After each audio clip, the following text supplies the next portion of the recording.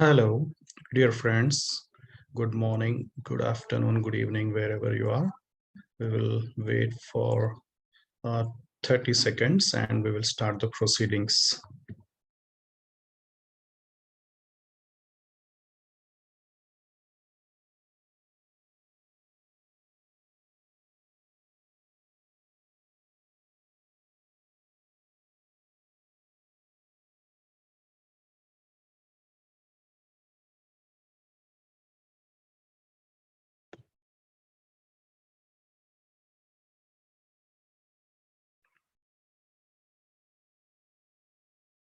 Thank you. So first, let me go through some rules. This session will last for 90 minutes and there will be 4 topics, 4 speakers. And at the end, there will be Q&A session for 20 to 30 minutes. You can use the Q&A chat feature to share your questions and comments during the time. If possible, please mute yourself when the speakers are presenting, and also if possible, keep your videos off when the speakers are giving the presentation. Please use the raise the hand feature at the bottom of the screen during the Q&A session and wait for the moderator to address your name. Please avoid any kind of hate speech during the session. And there will be interpretation available. So at the bottom of the screen, you can see the logo, which is like a globe. Click on it and click on the channel in which you want to listen. For example, if you want to listen in Spanish, please click on the Spanish channel. If you want to listen in English, please click on the English channel. So these are some of the rules and etiquettes to be followed.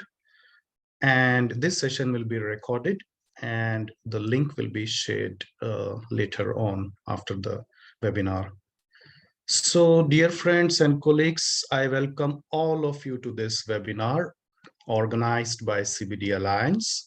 The aim of this webinar is to inform on the results of the COP15 in Montreal last December, to inform what happened at COP15, the wins, the red alerts, what is needed for inclusive, ambitious, transformational implementation of the Kunming-Montreal Global Biodiversity Framework.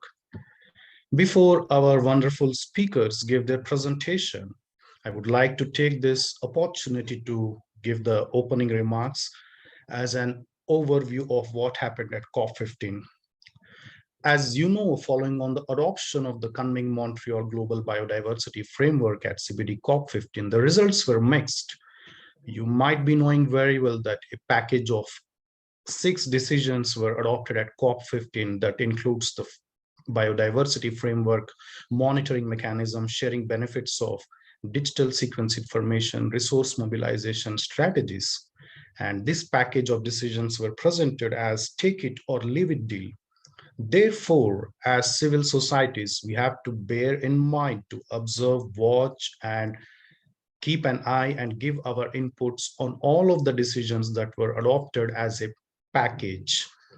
While there were major gains in the global biodiversity framework targets, for example, on the recognition of the rights of indigenous people and local communities, on gender equality, participation, and the protection of environmental human rights defenders, at the same time, the package of decisions were disappointing because it lacks strong text on horizon scanning or measures to reduce the risk of synthetic biology, GMOs, false climate solutions.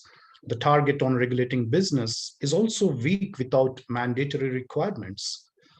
And the biodiversity framework has opened the door for greenwashing, opened the door for private sector financing without any safeguards. It also failed to establish a new global biodiversity fund that was asked by more than 70 countries.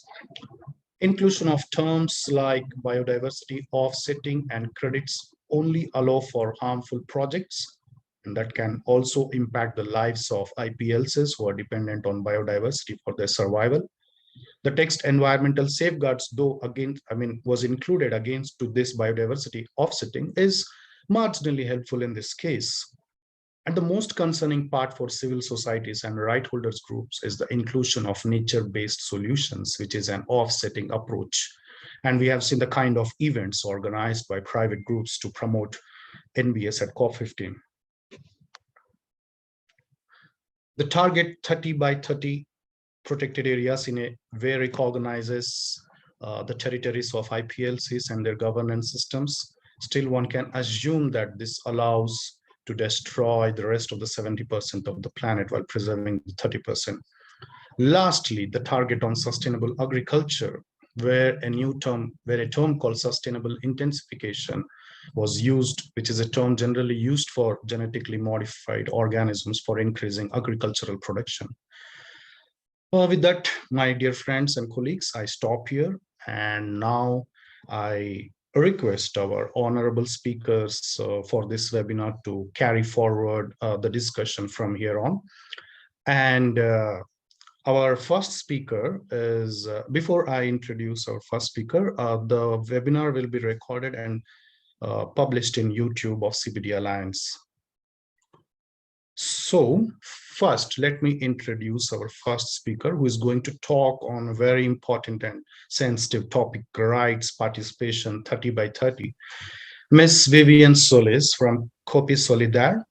She has participated in institutional and interdisciplinary projects of environmental education, academic nature on issues related to conservation and community use of biodiversity. I welcome Vivian. She will be presenting, she will be giving her presentation in Spanish. So please use the interpretation accordingly. So Vivian, you have the floor. Muchas gracias, Bharat, y muchas gracias, compañeros de la Alianza del CBD, que me permiten estar aquí esta mañana desde Costa Rica. Muchos saludos para todos.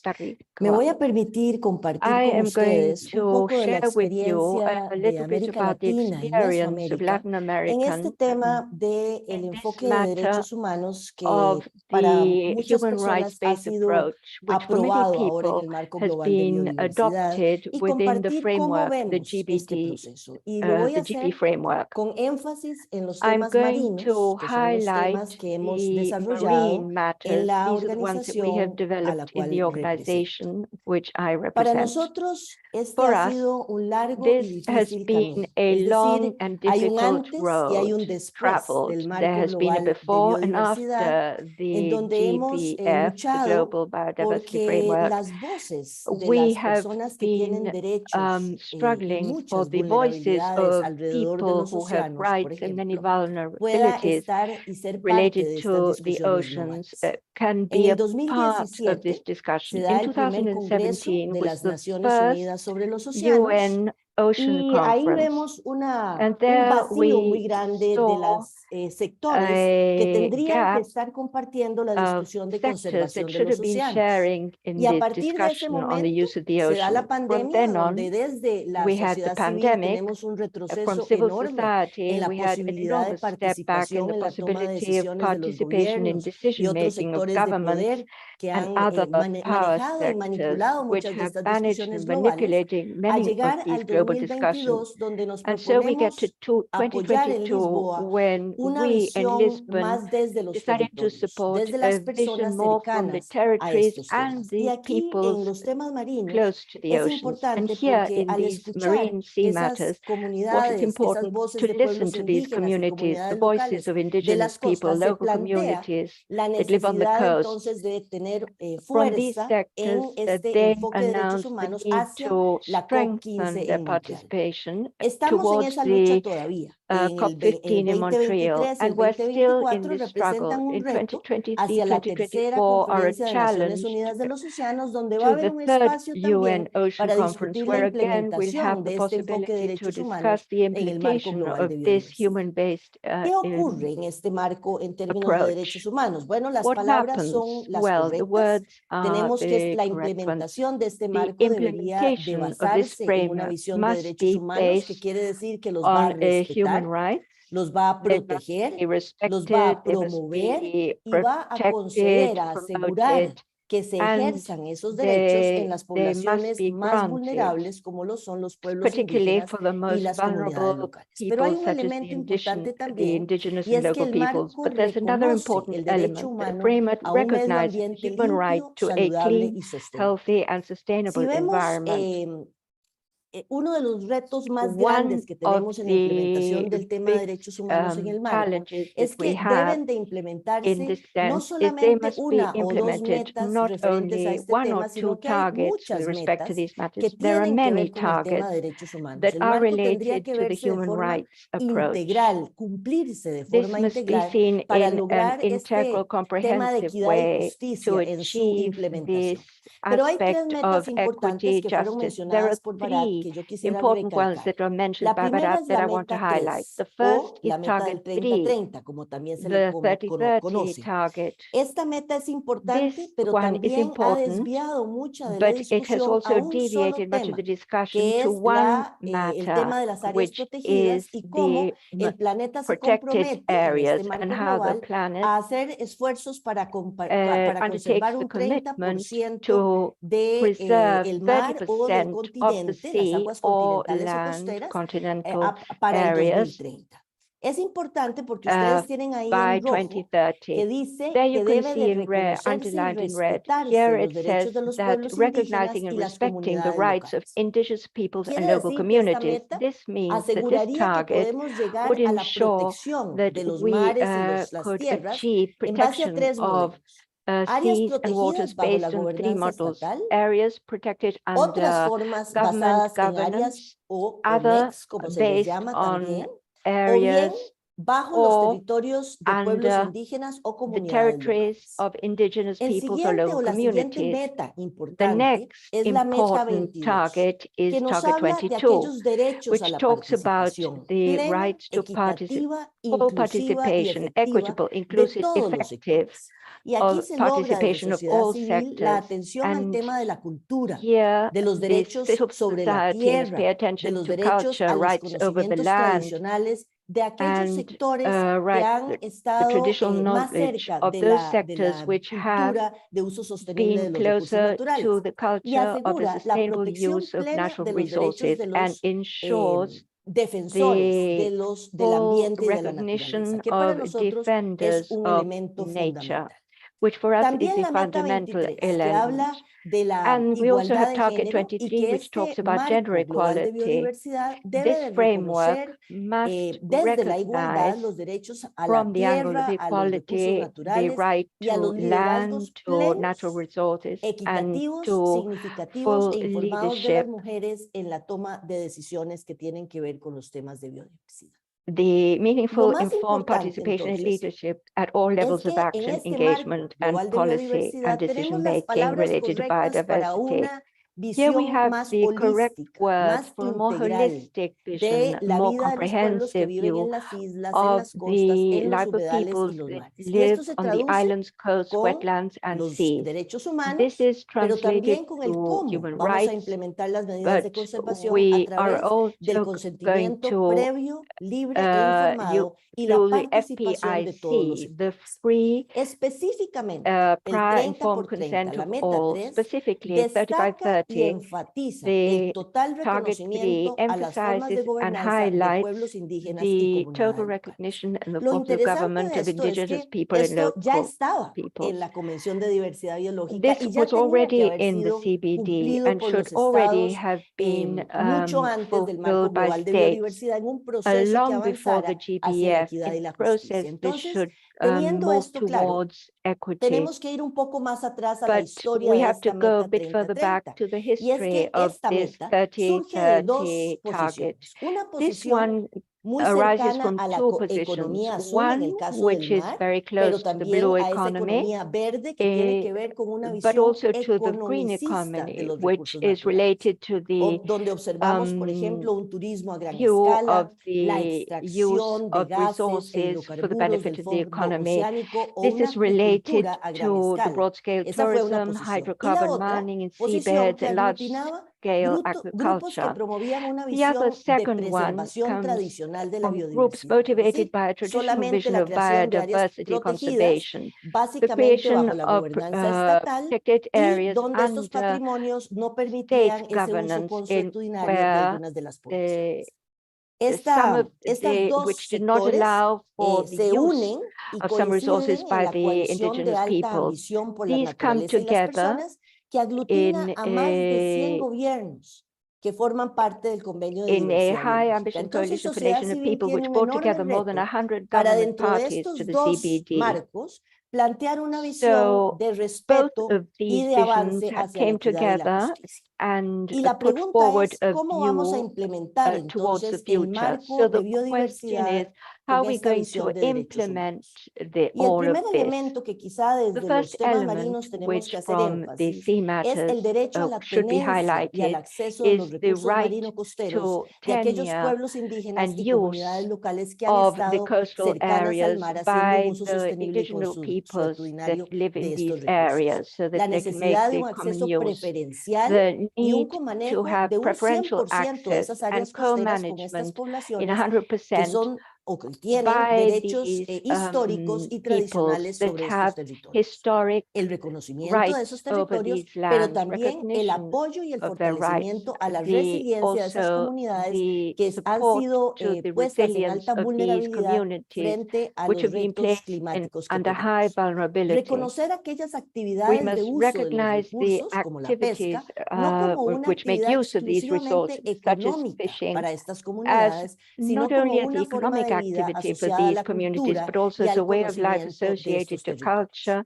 and the Los knowledge modelos de of these gobernanza deben ser territories. respetados y The models of reconocidos, no por governance el must marco be global de respected and biodiversidad, sino por recognized la not only Convención by de the Diversidad GBF, but Biológica que ha also sido by the aprobada ya CBD, por los which was países, donde el tema adopted de la by the equidad y la countries where justicia son the elementos matter of fundamentales. equity and Pero eso justice requiere que los are países sean vital. This transparentes, los requires that gobiernos, y countries den should be rendición de cuentas transparent sobre el and manejo de they estos must recursos. Un be ejemplo accountable serían with las respect to pesquerías. management Y un of these compromiso real de resources, an proteger a los example of which pescadores is the artesanales fisheries, de also pequeña the escala, compromise, de aquellos the sectores commitment que to compiten protect con ellos desde la artisanal economía azul, small-scale fishermen incluyendo aquí who el compete turismo, la with acuicultura y the la blue pesca. economy, including Preguntarnos tourism, una y otra vez, aquaculture. ¿para We must qué y ask para ourselves quién once es la again, for conservación que whom hacemos? and for what ¿Cómo se van a is establecer conservation las that we are nuevas áreas carrying de out? conservación How are marinas we o going to terrestres? establish new ¿Cuáles marine mecanismos de protected información y areas? Which participación vamos a mechanism for seguir para informing cumplir and la meta? Y participation are esta we going to vez, follow el to cómo lo achieve vamos a our hacer targets? pareciera ser And this time, fundamental. how we do En this algunos de los is sectores, como el vital. sector In marino, some hay sectors, elementos such as que in the tienen marine que sector, seguirse. there are Por ejemplo, ya elements tenemos las which must be directrices followed. voluntarias We have the para la voluntary sostenibilidad de la directives pesca de for the pequeña escala en sustainability el contexto de of la seguridad small-scale alimentaria artisanal y la pobreza. fishing within the Los pescadores context of artesanales food presentan en safety and Lisboa un eradication llamado of a la poverty. acción que In menciona la Lisbon, importancia de la they have call participación de to la mujer, action, de la defensa which frente a la economía is showing azul, the de la importance of juventud en las recognizing pesquerías. the right of Estos son women to instrumentos que debemos de participate in utilizar these ahora matters, de youth. forma paralela These are a el elements marco that we global. must use in a ¿Cómo se parallel aplica way to the entonces los global derechos humanos, framework. So esta how do we visión de derechos apply humanos en la this conservación del mar? human Por rights ejemplo, vision in no más áreas the marinas Sea protegidas sin Convention? el No more consentimiento libre, MPAs previo e without the informado de free, las prior, and comunidades informed locales consent y of los local pueblos communities indígenas y los and pescadores the indigenous artesanales. peoples No and más the ordenamiento artisanal espacial fishers. marino No sin more esos spatial sectores sentados a la marine mesa y management compartiendo en without the igualdad de fishermen posición sus sharing visiones. their Asegurar visions. que We estos must also pescadores de ensure pequeña that escala these indígenas small-scale también fishermen, accedan a los the recursos del mar, indigenous one, also have implementando access todos to the los sea modelos de resources, gobernanza para poder implementing all proteger los governance recursos de models la to be able to biodiversidad, share the biodiversity reconocer y valorar resources, el trabajo de la mujer recognize and y de los value the work jóvenes of en las women cadenas de and valor youth de in the el uso chain y el aprovechamiento values de los in the recursos. use Y of luego el these resources, and garantizar que se finally genere política guarantee pública that we incorporando la generate visión de los that jóvenes de estas public comunidades policies are y generated generando conocimiento sobre el incorporating manejo de these las sectors pesquerías o and los generating recursos knowledge desde el on conocimiento management tradicional de estas personas. of fisheries, El also from cumplimiento del this tema de derechos humanos knowledge. en el marco global de biodiversidad The ha compliance sido with un human reto resources antes within y the después de este CBDs marco. was a challenge before and continues to be after this framework. The framework contains vital elements for the defense of these rights. It must be spent on the continual work supporting the most vulnerable sectors. My final call to our organizations who have been fighting for these rights to continue in this struggle so that these sectors may participate in all decision-making processes in the future. Thank you. Muchas gracias, Vivian. Thank you so much. And also thank you so much for linking and explaining about each and every targets that are linked, associated with rights. And you put a very relevant question for whom and why we are doing this. And that is a very broad question. And that question should be there for all of us whenever we talk about biodiversity conservation. As you pointed out, the framework gives us a new opportunity, but this time we must do it right. Otherwise, we will lose and there will be no turning back. Thank you so much, Vivian. Moving on, my friends. At COP15, we have seen a lot of side events related to nature positive, offsetting, carbon markets, mainstreaming, people coming from various backgrounds talking about mainstreaming a lot. Now, the next topic is mainstreaming, offsetting, and the influence of business. And to talk about this, we have Nelly Marian. Nelly Marian is an international program coordinator for forest and biodiversity at Friends of the Earth International. She has a background as an environmental negotiator and campaigner at the Climate Change and Biodiversity Conventions. I now welcome Nelly. Hello, good morning, good midday, good afternoon to everybody. I'll try to bring a bit the story of what has been the kind of corporate influence, but especially also what's the outcome of that and how this can be seen, as the corporate influence itself is sometimes a little bit more difficult to pinpoint down. I'm trying to share my presentation. Let's see, can you see this? Okay, yes. I think it should be all right. Okay, thank you. So I'm going to talk about 4 main topics, which I've presented here a little bit colorful. So my main focus will be on what are the outcomes of COP15 that are really relevant for understanding how much corporate presence there has been and how this is being pushed to make sure that really the economic interests, the corporate interests are not actually affected by the decisions of the COP. Because it is a thing that whenever there is economic growth, whenever there is corporate activity, it does affect territories, it does affect ecosystems, and the COP should have made real measures that stop this kind of ongoing onslaught of these ecosystems. And of course, the corporate sector was interested in making sure that this wouldn't happen. And this is visible in the outcomes. Then I'll also talk about some of the other effects of COP15, how we can see some shifting happening in how COPs used to happen before, how there used to be some kind of general understanding of working of the CBD and how we can see some shifts. Of course, and there will be some overlap, but there's a lot of false solutions in the text, and that of course brings an overlap with the outcomes of COP15. And then very briefly, I'll also mention the further work, which I think we should be taking into account for the next periods to come. So first, to start with the main outcomes, and I'll focus on targets 14 to 16, a little bit on mainstreaming and much less on finance and agriculture, as the next speakers will also take this on. So the main outcomes of the GBF, as I already mentioned, the economic sectors really could be quite damaged in their wish to have further profits by the GBF, as it should really be. There was the IPBES, which is the equivalent of the IPCC, they made a very good report before this process started, saying that transformative change is needed if we want to save biodiversity. And by that, they really meant that economic sectors should start behaving differently. So there was a lot of expectation of the global biodiversity framework responding to this and making sure that actions would happen that would restrict this effect on biodiversity by the business sectors. Actually, when we look at the outcomes, this doesn't really happen. The best part is target 14, which I've put here. I'm not going to read it in full, but it's just for your reference to have it. But it does talk about ensuring the full integration of biodiversity into policies, regulation, planning, etc., etc., etc. And it also talks about this doing it in all levels of governance. So this actually, it's very, very general, but I think this target gives us a task as civil society to work out what would we think this should mean and to come with this towards the next CBD meetings and saying, this is what we really want it to mean. And I really want to put this on the agenda of us all as civil society of the CBD Alliance to come together to set up working groups to work this out and to come with coherent proposals, such as we did for the whole GBF. We now need to go into this level of detail. Now, the next very important target is a target 15, which talks about business. Very interestingly, for a very long time, this target started with just having business as a main focus. And we really complained a lot. And then they said, like, oh, yes, of course, it's self-evident that this is actually a government-based platform. So yes, it should be about legal, administrative, and policy measures. So they included that, and it's actually very good that there is a focus on policy measures.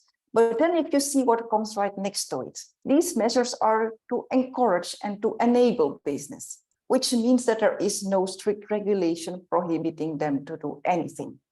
So that actually undoes the fact that it's talking about legal, administrative, and policy measures.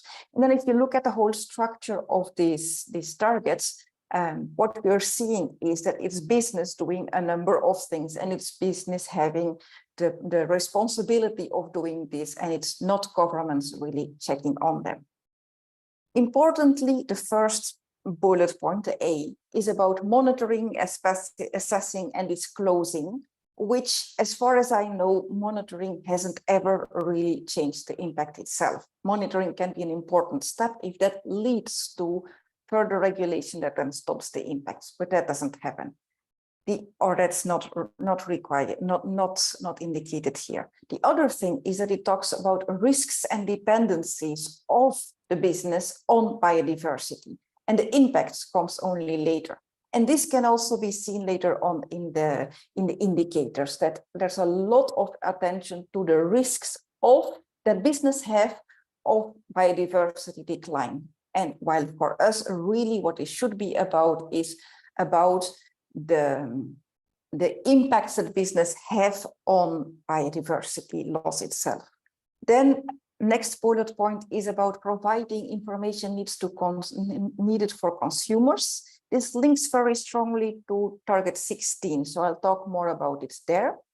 Then the next one is on access and benefit sharing. This also relates to the DSI discussion, and it relates to the Nagoya Protocol, which has never been properly implemented. I will leave this to next speakers, but in it as just a general comment, to have this here within target 15 doesn't seem like it's going to strengthen a lot the other regulation which hasn't been implemented anyway. Then also one important thing is there is a reference to the negative impacts on biodiversity. I think we might be able to use this as civil society to see, like, okay, this target talks about legal, administrative, and policy measures to reduce negative impacts on biodiversity. I think the lawyers will really need to sit on this to see how strong this can be used in the setting of how this target is composed, but there could be some opportunity. Interestingly, a lot of people will be happy with having the positive impacts there.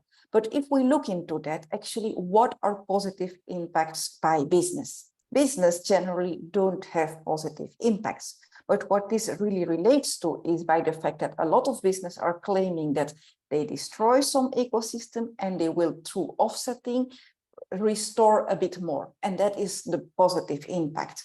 We don't consider this to be positive because the offsetting doesn't work. And it actually allows business to do the destruction anyway. And there's much more claims for future of offsetting areas for future restoration, and it's actually feasible. So it's a beautiful wording in there, but actually it's quite deceptive. Now, I already made reference to the information needed to consumers, and that's exactly what Target 16 is about.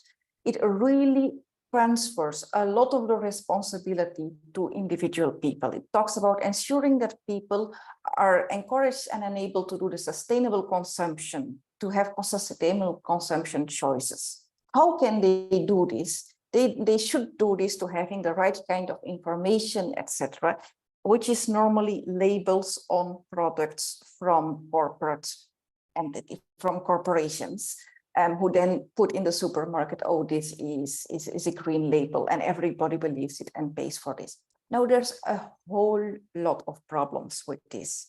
For one, because it takes away the responsibility from states to regulate the corporations to do the right thing, and it puts this responsibility to consumers who don't have the capacity to, if one needs for every product one buys, needs to do an in-depth study, that doesn't work.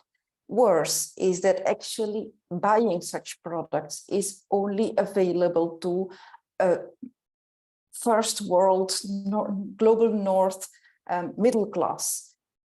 People with less economic resources, a lot of people in the south will just not have the possibility to access such kind of consumption. And then they seem to be blamed for this. So this is really not something that should be as a result of a global biodiversity framework that should give a global response to things. Worse is that actually a lot of these labels are actually very, very deceptive. And so actually, I do think that there is a lot of things we can use this as civil society where we can use this positively, even though I'm absolutely not happy with this target and the philosophy behind it. I think it's essential that as civil society, we work on it. And we say that policy frameworks should go beyond these certification schemes. And therefore, the relevant information should be there, and states should be obliged to make sure that the information is right, which quite often it isn't. Therefore, we could even do legal cases to oblige states or to oblige corporations to provide the right kind of information and to have punishments for where it's not. Another interesting thing in this target is that it talks about the equitable reduction of footprint, and about reduction of overconsumption, which really are very important, and we should make proposals to have policy frameworks that can go in this direction. I think this is again one of those things where as civil society we really should come together and work on this. Then there was for a long time a long-term action plan on mainstreaming in the making, which was hugely problematic. It was full of false solutions, corporate influence, etc. The Secretariat was really pushing to get it approved, to just have countries welcome it without even ever properly discussing it. Then there was a proposal for a technical expert group to further work on the implementation on it. And there was a proposal to institutionalize a specific network that was set up by the Secretariat, the Extended Consultative Network, which brought in a lot of corporate actors. None of these things came actually through in the COP. There's just a decision to say that the whole thing needs to be retaken in the next SBI. So this is really very good news, because it means a setback of the whole process to where we were in 2019. It still is quite problematic in a sense that the texts which are there and which will still be worked upon are very neoliberal, and also that a lot of the countries who opposed this did it not because it was too neoliberal, but actually because they thought it was still too intrusive in their economies. So the expectations are still not good, but we're actually very happy that it was postponed. And yeah, this is also, again, a huge task for civil society to start working on this and make clear that what it is that we as civil society think that this chapter should look like, and to have constructive proposals there. I'm seeing Bharat's hand, so I'm afraid that my time is getting up. Well, actually, I had still quite a lot of other things, but maybe I should just stop it here, or should I go very quickly through the rest? I don't know. You can conclude in 90 seconds, Nelly. Okay, That's okay. I'll do that. So yeah, one other thing which we have seen is that there's a lot of change in how corporate actors participate. There was a huge amount of pavilions, of speaking opportunities, etc. for the corporate sector. Also, there's a lot of funding coming in from a corporate related sector. For example, the Bezos Foundation came and announced the 10 billion funds. And this also means that states and even some indigenous peoples have shifted their expectation and are not expecting so much of the funds from the state anymore and are turning towards these private funds. But of course, this means that the influence of corporations will keep on growing. So this is also a huge concern there. Then just a few words on false solutions. I should really have left a lot more time for this, but nature-based solutions, it has been mentioned before. It's twice in the text, in target 8 and in target 11. It can really open the door for offsetting schemes whereby biodiversity is being put in function of climate offsetting. So it's biodiversity that should capture all the carbon. This is hugely problematic. However, the context in which it's put in the GBF is relatively a little bit better because it's always put together with ecosystem-based approaches.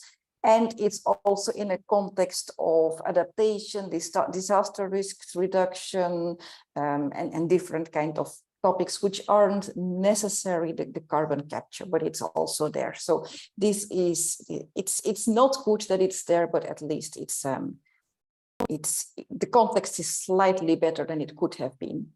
Very important also is no net loss and nature positive, which was very strongly pushed. It was meant to say like, okay, this is an overall outcome of the COP whereby it's okay to lose certain areas of biodiversity as long as more is being restored. This didn't get through in the COP, so that's very positive. However, what we are seeing is that the basic philosophy of the GBF is still like that. It's still positive. It's still possible to keep on destroying and to say that one restores and that the overall indicators are then positive. So while the wording is out, the concern is not out, and we really, really will need to work on this as civil society. And then just as a very last thing, I think where we also need to concentrate our further work is not just at the CBD level in the negotiation, but also in the countries, in the national biodiversity strategies and action plans, where we also are already expecting a huge corporate influence. And we will need to make sure there's a lot of work on the indicators, which will also either enhance or reduce the amount of corporate influence and the possibilities for false solutions to be there as a way of measuring the outcome or not. So I'll leave it there. I'm sorry I left some important things out, but we can probably deal with them also in questions and answers. Thank you so much.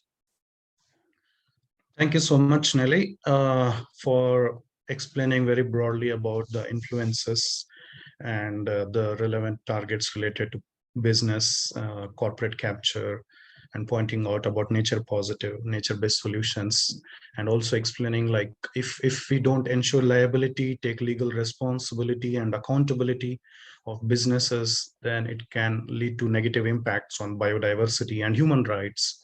So thank you so much, and I think definitely there will be Q&A session. That time you can, that time you can explain further, because as you also pointed about funding, now without funding, I think there won't be any action. And equity is the core part of biodiversity protection. So to talk next, we have Lim Li Ching, who is going to talk on equity, resources, and finance. Lim Li Ching worked who has been working on biosafety and sustainable agricultural programs, resource mobilization from Third World Network. She is also the lead author of International Assessment on Agricultural Science, Technology, Knowledge for Development. In the past, she was also the co-editor of Climate Change and Food System Resilience in the Sub-Saharan Africa, published by FAO. So we are very glad to have Ching here. Ching, please take the floor.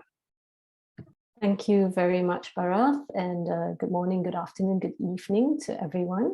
I have a few slides that I will just use for illustration purposes, so I hope someone can share that while I speak.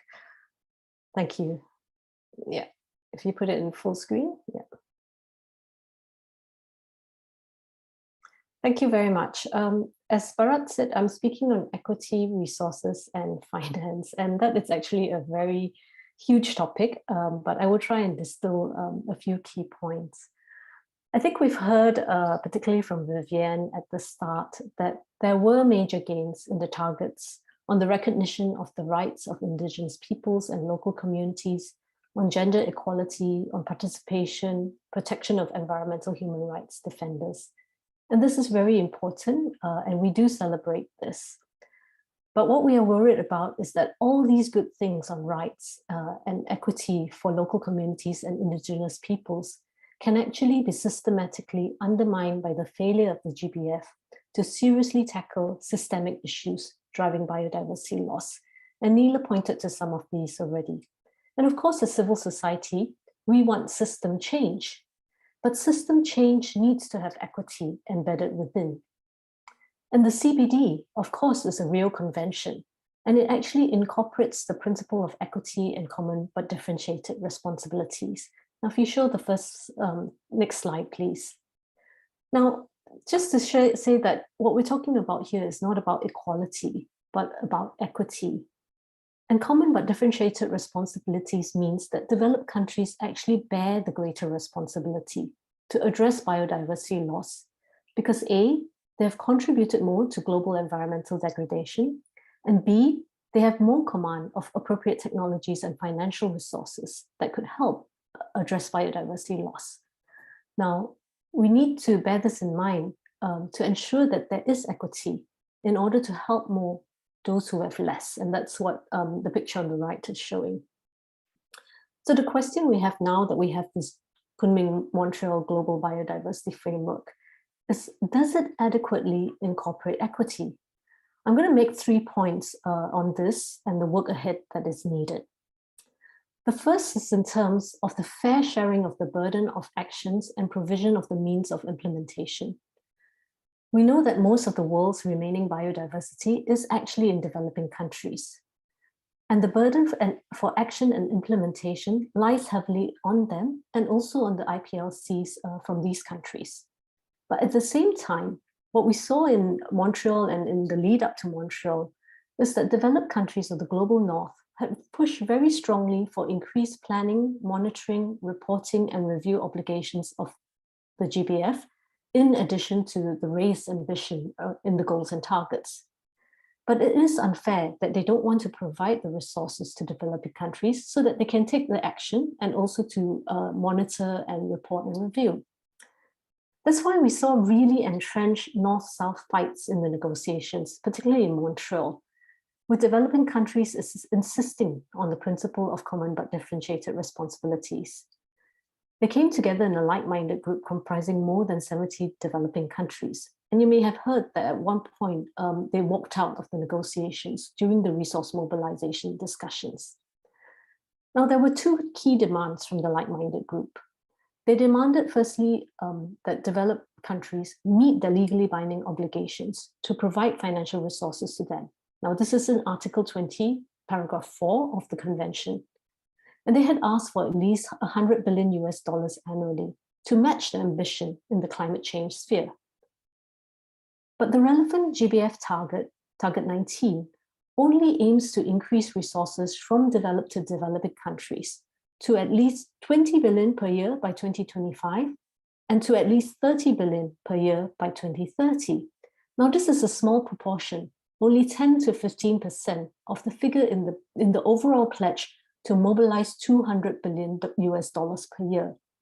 One really wonders where the other 85 to 90% of that money is going to go to, surely not to developed countries. Now, in contrast to this lack of financial resources and commitment, the enhanced multidimensional mechanism on planning, monitoring, reporting, and review that was finally agreed includes elements that are much enlarged from the CBD's requirements of NBCEPs and national reports. This is therefore not equitable. And COP15 also failed to establish a dedicated global biodiversity fund, as called for by the like-minded group.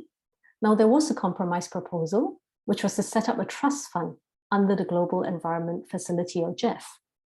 But this is seen by most developing countries as inadequate, as financial flows through the GBF have been beset with problems, and developing countries have had problems accessing these funds. Now, a last-minute further compromise which held up the negotiations late into the final night, it actually introduced a sunset clause of 2030 for this new trust fund under the GBF. And it also opened the door for further future consideration of a standalone global biodiversity fund under the authority of the COP, which was what was demanded by the like-minded group. Now, what happens next will have to be worked out through the intersessional processes set up on resource mobilization, particularly the advisory committee. Up to 10 spaces on this advisory committee are reserved for representatives of stakeholders, indigenous peoples and local communities, women and youth. So we really need to be active there. The second point I wanted to make on equity was around the issue of fair and equitable sharing of benefits arising from the utilization of genetic resources, the CBD's third objective. There was actually an important breakthrough at COP15. There has been an explicit agreement to fairly and equitably share the benefits arising from the use of digital sequence information, or DSI, on genetic resources. And there's also clear recognition that any monetary and non-monetary benefits should primarily be used to support conservation and sustainable use of biodiversity and benefit indigenous peoples and local communities. Now, these are good things that these principles are recognized.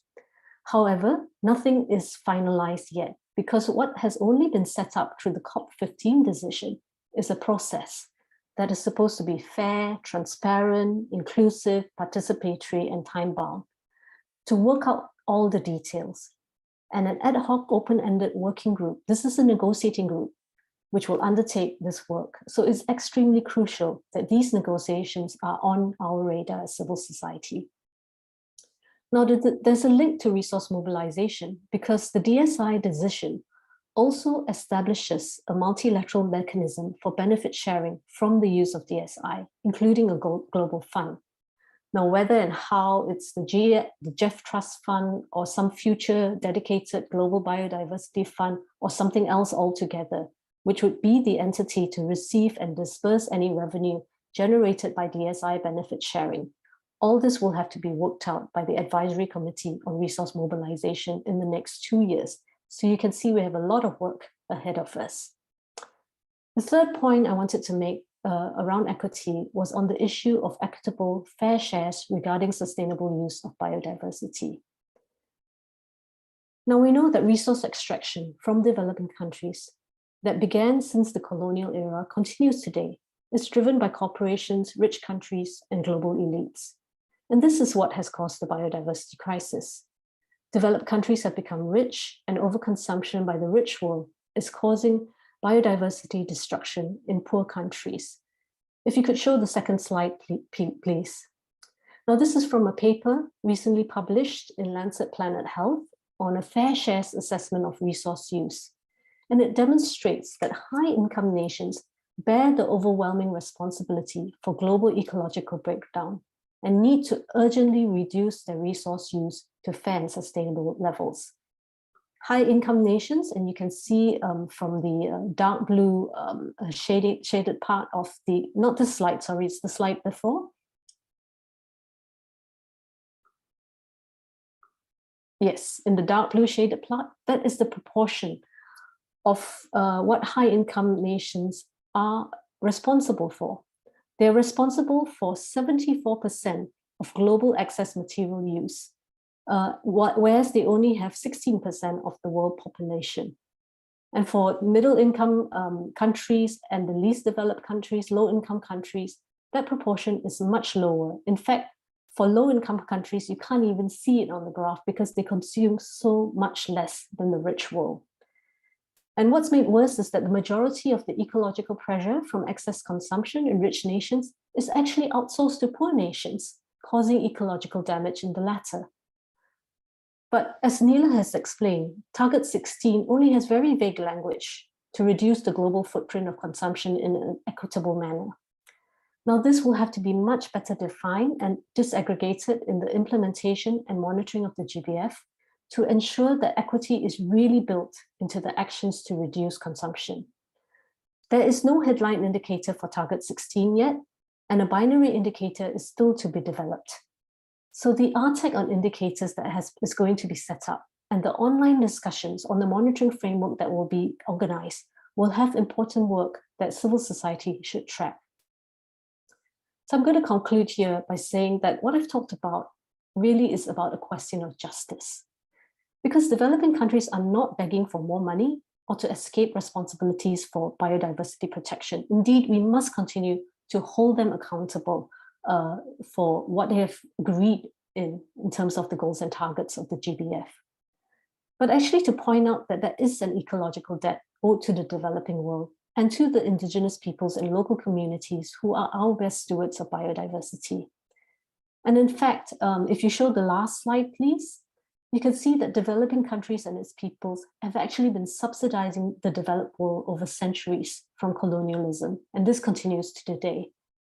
This slide is from a recent study which values the cumulative net drain of resources flowing from developing to developed countries between 1990 to 2015 at 242 trillion US dollars. You can see that the share of what developing countries are exporting to developed countries as shown in the lower half of all these graphs, whether it's raw materials, energy, labor, it's much more than what they're importing. So actually, they are owed an ecological debt. And we have to see all this in the context of structural issues, such as unfair debt that developing countries are drowning in, especially after the COVID pandemic. So, I mean, these are big, big questions and big issues that we need to recognize, acknowledge, and work on to right these wrongs. And I think as civil society, our narrative needs to include the issue of equity, to weed out the false solutions that continue to perpetuate injustices and inequity.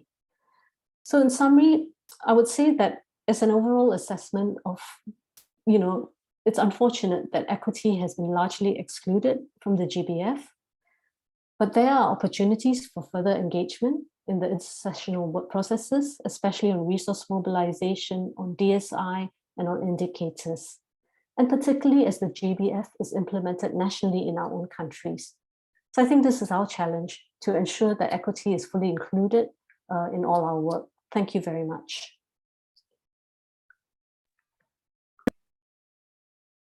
Thank you so much, Cheng, for that enlightening presentation and talking about the fundamental issue of justice and equitable fair shares regarding the sustainable use of biodiversity. Regrettably, that was regrettably largely been ignored in the GBF. But thank you so much for your presentation. And we look forward for some questions. As you know that the technological part has been a core topic at the CBD negotiation discussions, and we are still not sure like where it is going to end without proper monitoring and assessment of new technologies that are emerging, such as synthetic biology, GMOs.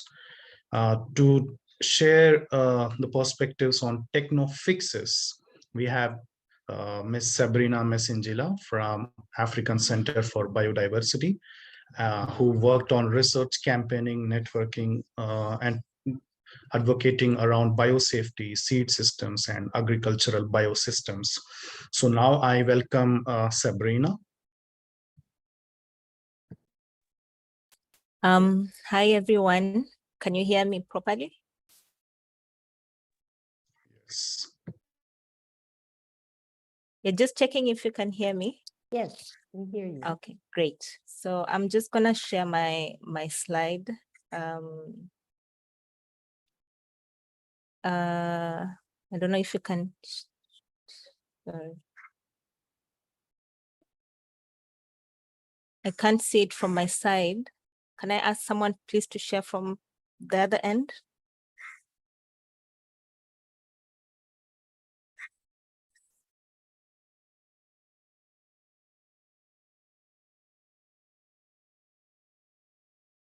Oh, let me try again.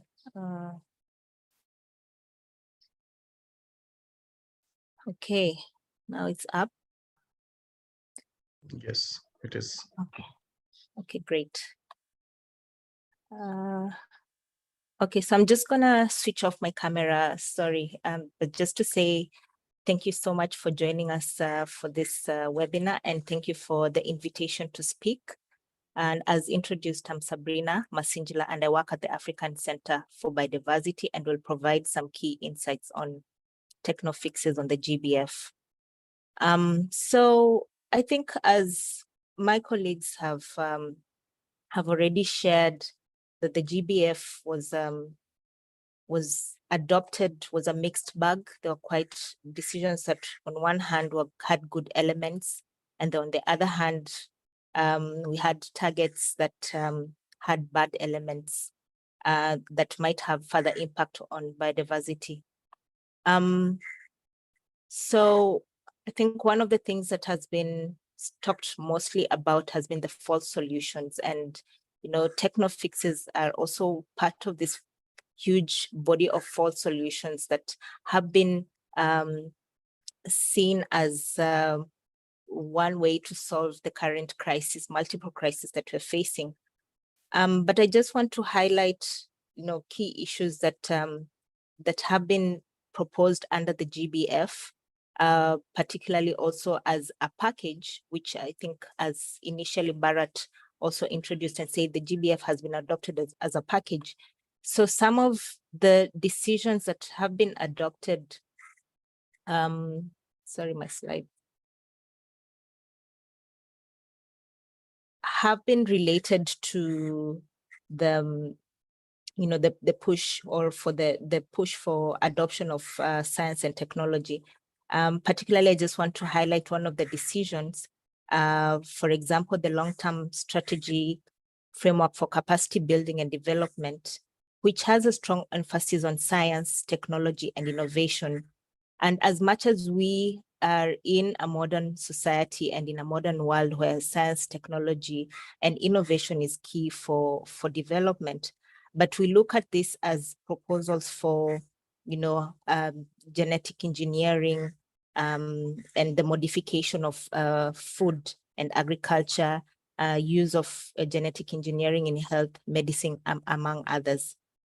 Now, while new and emerging technologies such as synthetic biology pose risks and potential adverse impacts on human and animal health, social, cultural, and economic spheres, this warrants, the need for these technologies to be anticipated, monitored, and assessed.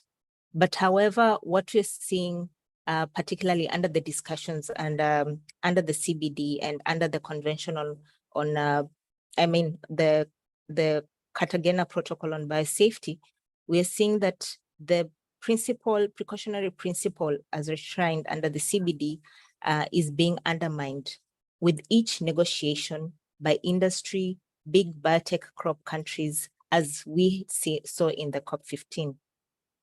Now, for example, with the GBF, as I have mentioned, it has a strong focus on science, technology, and innovation. So, for example, if you see under the section under considerations for implementation, which has a variety of a list of measures that parties should take into consideration when implementing the GBF. Science, technology, and innovation has been clearly highlighted, but this is without the balance of the precautionary approach or of horizon scanning, monitoring, and assessment. And we also see that particularly if we look at specific targets, such as target 17, which was on biotechnology and biosafety, now it fails to contain any language, particularly on technology assessment, on precaution. And this is really worrying because, with these emerging technologies, parties may not be able to identify and assess these new technologies, including this synthetic biology and genetic techniques. And we know that, for example, in countries in the global south, particularly like Africa, where biosafety and the push for GMOs is more every day, the push for GMOs to solving our agricultural system challenges, we have no capacity at all even to deal with the old technologies. And now with the new emerging technologies going to be further a challenge. So the fact that the GBF fails to actually consider precaution and actually consider assessment of these new technologies is also seen as blinding it, particularly as this development go further regulatory abilities. Now, I just also want to highlight some of the key issues, particularly with regards to target 17. So during the discussions on target 17, I think there was parties that had wanted to have horizon scanning, monitoring, and assessment, but this was really pushed against by the big biotech countries. But also there was opposition around socioeconomic considerations. And this was after a lot of compromise and arguments and fights between different parties that this was left out. So the language that we have on the GBF is still weak. It's still points to language within the CBD, for example, linked to Article 8G and Article 19. And also I just wanted to highlight some of the interrelated targets, and as my colleagues have already mentioned, that the GBF targets, you cannot look at it just at one target and each and every target on its own. The targets are interrelated and have to be implemented together. So for example, target 10 on agriculture is related to other targets. This target is related to target 7 on reducing pesticides, which has language on reducing pesticides and highly hazardous chemicals, target 18 on climate, target 17 on biotechnology, among others. So the final text that we see on the outcomes of the GBF, we see two opposing paradigms, where we have agroecology and we have sustainable intensification. And sustainable intensification is, some farming system that is really pushed by the industry, because it sort of encompasses that whole monoculture, use of corporate seed, use of pesticides, and even the use of genetically modified seed. So in its sense, we see that the pairing of agroecology and sustainable intensification will sort of go ahead and undermine any achievements that agroecology will have, particularly in the halting and reversing of biodiversity loss. So it is also important when we look at these different targets, particularly and the interconnectedness of target 10, and target 17 and target 7, target 8, how we bring perspectives around biosafety measures, perspectives around precaution during discussions at the when we are implementing, consulting at the national level, and implementation towards implementation of the global biodiversity framework. Also, I just want to highlight particularly under the COP decisions, which of course not under the GBF, but there are COP decisions under the Cartagena Protocol on biosafety, particularly the synthetic biology agenda, which was linked to the discussions under Target 17. Now, under the synthetic biology agenda, the issue around whether this was a new and emerging issue was highly contested. But as we saw with the fights between the big biotech countries and some of the other parties. So the issue has the new and emerging issue was contested, and that means that any reference for horizon scanning, monitoring, and assessment for future will be an issue. And at the moment, also the need for the broad horizon scanning for new technologies, including synthetic biology, is still there, but this is only for one intersessional period with no guarantee of continuation. And as also with Target 17, aspects around socioeconomic consideration, environmental risk assessment, which were also contentious issues, were deleted after a compromise. The good thing under the synthetic biology agenda is there is a provision for multidisciplinary in the ad hoc technical expert group on horizon scanning, monitoring, and assessment, which ensures a participatory process, which brings in a broad range of scientific disciplines, as well as interdisciplinary and intercultural expertise from indigenous people and local communities. So at least this will ensure a balance of perspectives when it comes to the horizon scanning and technology assessment on these new and emerging technologies. So even though there was this contestation on synthetic biology, whether this is a new and emerging issue, parties not wanting to discuss it because it will impact on the status quo, or it will have impact on the biotech countries. There is still opportunity under the CBD where it has principles of precaution and biosafety, and it also has obligations to parties under Article 8G and Article 19, which are relevant and which ensure that there'll still be monitoring and assessment of new technologies, including also Article 7 on identification on monitoring and Article 14 on impact. So there's still room to ensure, for those parties that are those countries that are members and parties of the CBD, to ensure that they still fall back to their obligations under the CBD when it comes to these new and emerging issues. There are other processes related to synthetic biology and further intersessional work. So just disregard the title on the slide.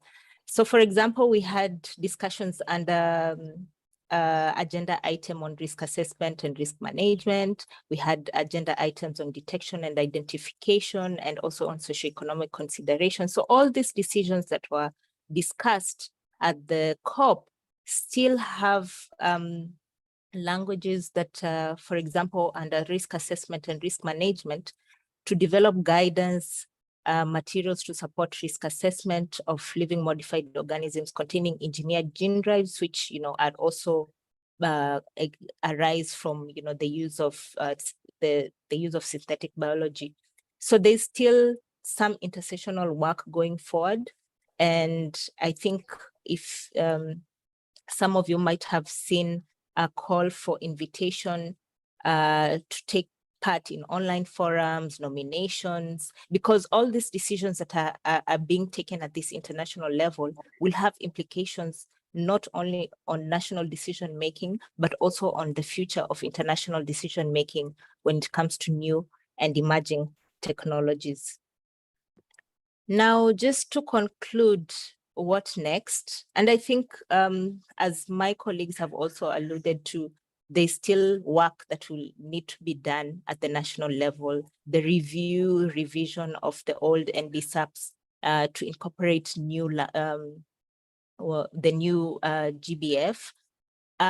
We still feel that, you know, the adopted GBF was a missed opportunity and a lost chance to take forward the discussions on biosafety in the context of halting and reversing biodiversity loss, particularly when you look at this new and emerging issue.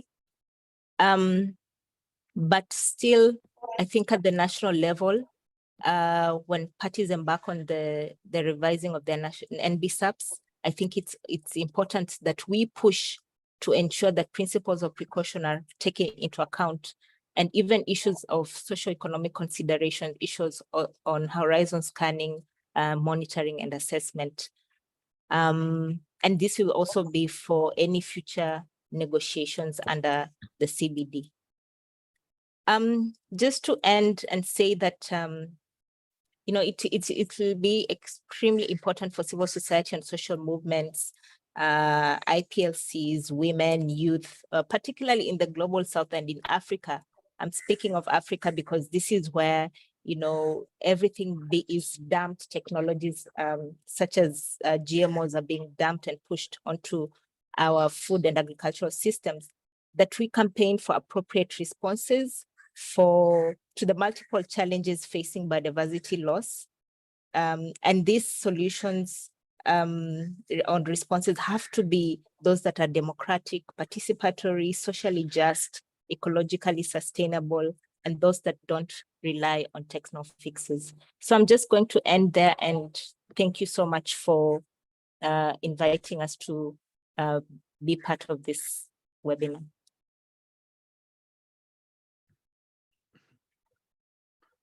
Thank you so much, Sabrina. Thank you so much. And you are right, without the principle of precaution in the NBSAPs and without proper monitoring, the decisions on genetic engineering through synthetic biology has to be, we have to see how they go from here.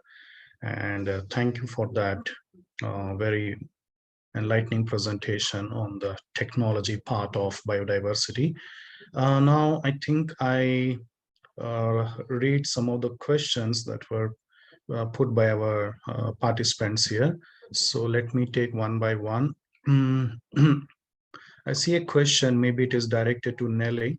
It is regarding target 15, where there was no, where in the presentation, in your presentation, there was no mention on the deletion of element from the draft which read take legal responsibility for infractions, including through penalties, liability, redress for damage, and addressing conflicts of interest. This is a key loss in comparison to the draft. So Nelly, would you like to respond to that question?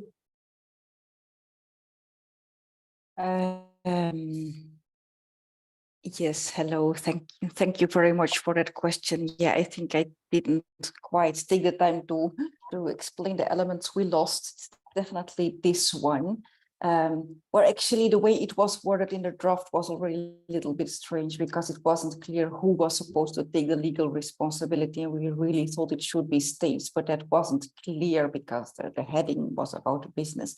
The other thing, and I would say almost more important, that was lost from the draft was the responsibility of business, and then from our perspective of states to follow up on that regarding human rights. There is very good human rights text in other parts of the framework, so we definitely celebrate that. But in a view that business are, especially corporations, are the major culprits of a lot of the human rights violations, we actually thought that it was key that this should be in this target, and it was completely lost.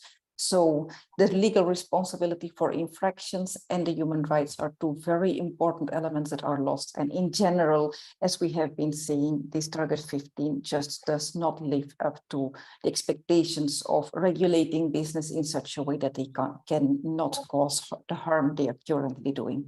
Thank you.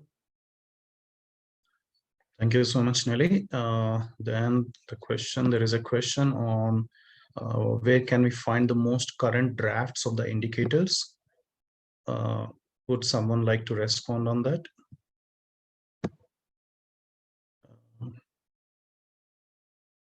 I think if I may say so, there is already a nomination for experts to develop the indicators for the goals and targets. Already it is notified. I think it is in the process right now. And there is a question on what is the current fate of NBSAPs. I think they will be asked to revise and update till COP16. Then there is a very important question. I think this is directed to Sabrina. I assume that. I have two small questions regarding agriculture and biodiversity. What are the perspectives, levers, and barriers within the COP biodiversity in order to promote the development of resilient and environment-friendly agricultural initiatives, support the adoption of an appropriate framework to monitor and evaluate the commitments of the parties? I think, Sabrina, would you like to respond to that question? Thank you, but can you please repeat the question or type it in the chat? Yeah, it is already in the Q&A chat feature where it is mentioned about, like, one second.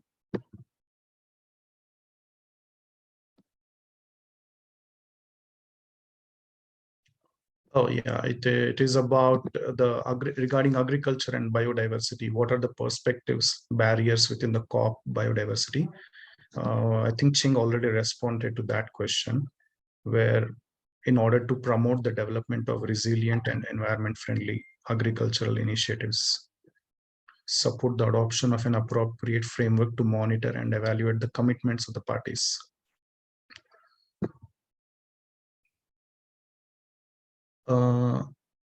Let me see, what is the other question we have? Do you know according to which criteria the ad hoc technical experts will be appointed and how the work of this group will be organized? I think this is on indicators.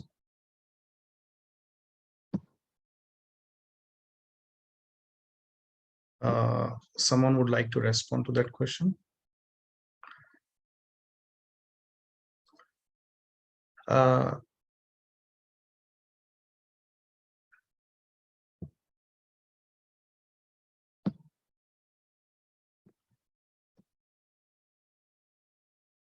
So I will go for the next question then.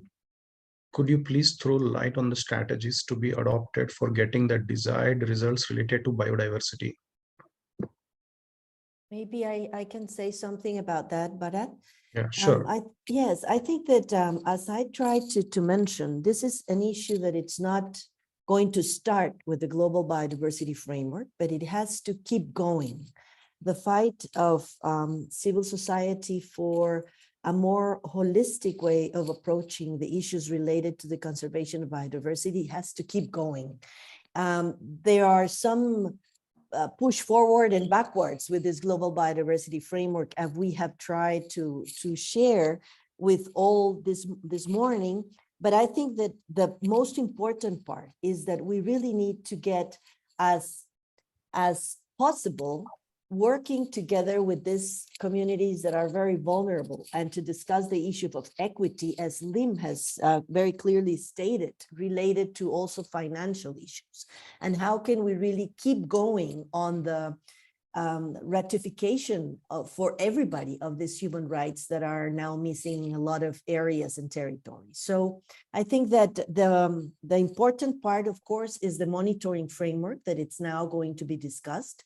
And unfortunately, some of the key issues like tenure rights and access rights are not still well positioned there, where they have to be to make sure that these issues of justice and equity are considered.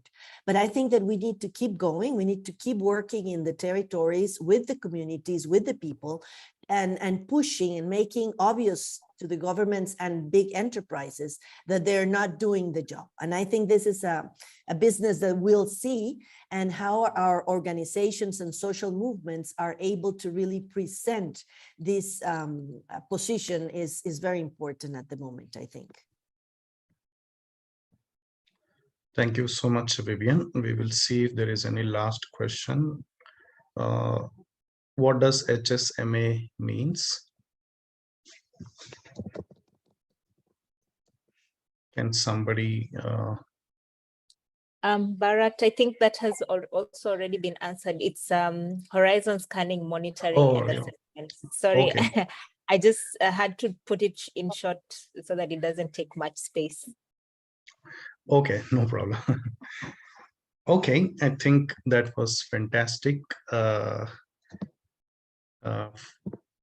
Maybe there is one question we will take because we have 10 more minutes. So in your opinion, have the civil society organization had a substantial impact on the decision in the last COP15? What can be done to improve this impact? I think I assume it is directed to all four of you. So who wants to? Yeah, Ching. Yeah, maybe I'll just start off. I think, we have seen impact, particularly around the rights-based approaches, human rights-based approaches. And thanks to the hard work of many social movements, indigenous peoples organizations, and all the different constituency, there is good language and good text on these issues. But of course, this is only the beginning, as Vivian said, and we will have to still monitor implementation on the ground. We will have to still hold our governments responsible. I think what we can learn from this is really that there is a need for much stronger civil society response across constituency, working with the other groupings, whether it's women or youth, indigenous peoples, farmers. And really, because we want to fight for the things that we believe in, we want to fight for justice and equity, and to ensure, obviously that the planet is also protected at the same time. And we can't do this on our own. We need to cross and reach out to other constituencies and also across different fora. For example, colleagues working in the climate justice movement, in the debt justice movement, trade justice movement. There are many other of these issues are intersecting. And if we really want to address systemic issues that drive biodiversity loss, we are going to have to also address this on a systemic level. Thank you. Thank you so much, Cheng. I see even Nelly raised her hand. Nelly. Yes, I think this is a really good question, and I'd also like to take it together with the next question, which is by Helena, and how does the CBD Alliance plan to go forward on all these issues? And I think both questions go very much together. I think indeed the influence of civil society has been seen on issues such as human rights, etc. But even on those things where actually we do complain, I think we have had influence. Let me just give a few examples. For example, in Target 15, where I'm very critical of, but the fact that it starts with take legal, administrative, and policy measures, I think is due to the work of civil society. I'm also very critical of the fact that still it is possible to use offsetting as an outcome. It will be possible, most probably, to use offsetting under the CBD and to claim that one has actually positive outcomes in general. But it's not there in a very explicit way, and they've really backed away from doing so because of all the critique they've been using. If you remember how much hype there was around the concept nature positive, and nature positive just does not appear. And we've even seen people who were in the very beginning of the COP really pushing for it. And by the end of the COP saying like, well, we let go of the concept, we can't further defend it. So this is due to the influence of civil society. And it is because we are making clear that some things are just not coherent. And they are afraid of us, which is also a reason why we can feel that sometimes there are people wanting to influence the CBD Alliance or other civil society spaces from the outside. So that's something to take into account. Now, going on into the question, like how does the CBD Alliance plan to go forward? I think we still need to set up a decent plan, but I would really propose that we come together in different working groups, on, for example, have a proposal for what we think mainstreaming should look like, just as we did for the global biodiversity framework. We did the do's and don'ts, we did the ingredients. We should do something like that for mainstreaming. We should also come up with coherent proposals around, for example, the whole equity issue and things like that. We should organize around issues such as how can we challenge states who allow certification schemes which are really providing unfair and inaccurate information and therefore wrongly influencing consumers, to challenge that. I think these kind of things are very, very important, and we need to set up internal commissions on that. And that seems like quite important. Another thing which we really need to do is to set up internal coordination so that between all the different countries, there can be learnings around the national strategies and action plans. I think these are very important, and we need to organize our internal coordination and make sure that whatever happens in one country can serve as a learning for another country. Thank you. Thank you, Nelly, so much. Thank you so much, everyone. I also request the speakers here to see one last time at the Q&A feature and respond if you want. So because we are limited in time, we have only 4 minutes. So I think we have to wrap up this session. I really appreciate your time and to participate in this wonderful webinar organized by CBD Alliance. Dear colleagues, if I have to take this final opportunity to express myself, our resilience in the face of disaster is a rare quality, and our massive tampering with the world's interdependent web of life, coupled with this environmental damage inflicted by deforestation, species loss, climate change, could trigger widespread adverse effects, including unpredictable collapses of critical biological systems, whose interactions I think we imperfectly understand still now. Now, I think more than one or few decades remain before the chance to avert the threats we now confront will be lost, and the prospects of humanity will be immeasurably diminished. As civil societies and right holders group, our effort should be to continue this momentum, to campaign consistently and remind governments the commitments they made in December 2022. And we need this continuous campaigning on issues such as corporate capture, offsetting GMOs. And now promises are made. Now it is us all, it is also us, up to all of us, how we influence these promises to become action and reality. I'm a person who believes in optimism. Hopefully, we remain all of us optimism and conserve biodiversity. Can I ask all of you to switch on the cameras? Is that possible?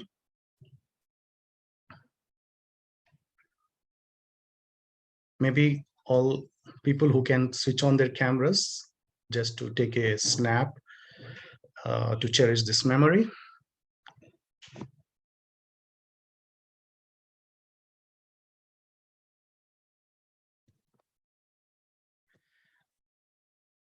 Okay, we have one more. Let me take. Okay, great.